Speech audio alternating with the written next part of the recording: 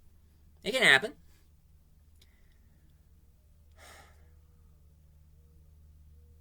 And if any of you enjoyed my my Dick Tracy review and my Rocketeer review, leave a comment down below and tell me if you want me to do a crossover theory of Dick Tracy and the Rocketeer. Now that could happen, since now they're both part of IDW. And for those of you who enjoyed this review of the Rocketeer, please leave a comment down below, hit like and subscribe for more. As for me, my next review, I have decided to review this. Since it's IDW and I want to show you how did IDW portray their version of Sherlock Holmes, and this is an omnibus, so there's going to be 3 stories in this, and it's going to be very long because of the thickness of this book. So I'm making it into a 3-parter. So stay tuned, ladies and gentlemen.